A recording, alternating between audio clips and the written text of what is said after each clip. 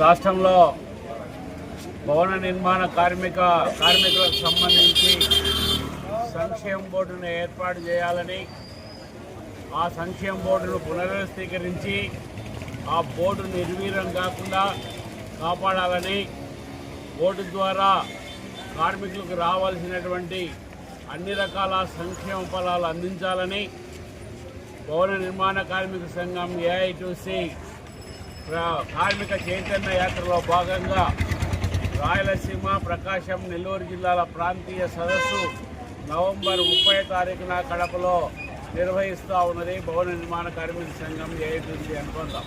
కలవరాతి విద్యలను నిర్మించి అందమైన భవనాలు నిర్మించి చేస్తున్నప్పటికీ కూడా వారి జీవితాలు ఉగ్గిపాలవుతూ ఉన్నాయి. రోజు పోరాడి సాధించుకున్నటువంటి సంక్షేమ బోర్డు నిర్వీర్యం అయిపోయింది.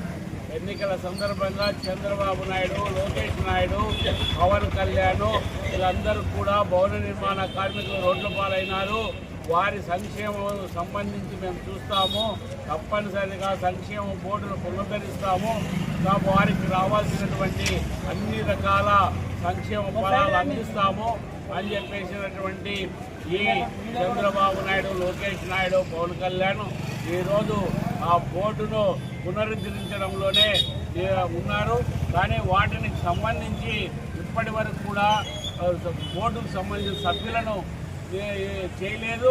అదే పద్ధతిలో జిల్లాల్లో బోర్డు పునరుద్ధరించలేదు. క్లెయిములు ఇంకా తీసుకోలేదు.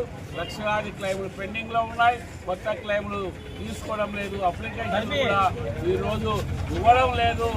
ఇటువంటి పరిస్థితి కొనసాగుతూ ఉన్నది. కాబట్టి ఈరోజు లక్షలాది క్లెయిములు పెండింగ్లో ఉండడంతో పాటు కొత్త క్లెయిములు తీసుకోకుండా చేయకపోతే డబ్బు లేదు, చచ్చిపోతే డబ్బు లేదు, కాలిపోతే డబ్బు లేదు, పెళ్లి చేసుకుంటే డబ్బు లేదు, అదేవిధంగా డెలివరీ అయితే డబ్బు లేదు, ఇలా స్కాలర్షిప్లు లేవు, ట్రైనింగ్ లేదు, పనిముట్లు లేదు. కానీ ఇటువంటి పరిస్థితి కొనసాగుతూ ఉంటే వీళ్ళు మాత్రం భవన నిర్మాణ కార్మికులను ఉద్ధరిస్తామని చెప్పి చెప్తా ఉన్నారు. కేంద్ర ప్రభుత్వం, రాష్ట్ర ప్రభుత్వాలు అనేక మార్లు ఈరోజు వారి సంక్షేమం కోసం లక్షలాది రూపాయలు కేటాయిస్తానని చెప్పి ప్రకటన చేస్తూ ఉన్నారు. ఈ లక్షలాది రూపాయలు మాకొద్దు. ఏదైతే భవన నిర్మాణ కార్మికుల స్వేదం నుండి, రక్తం నుండి, చెమట నుండి వచ్చినటువంటి డబ్బులు మా డబ్బులవి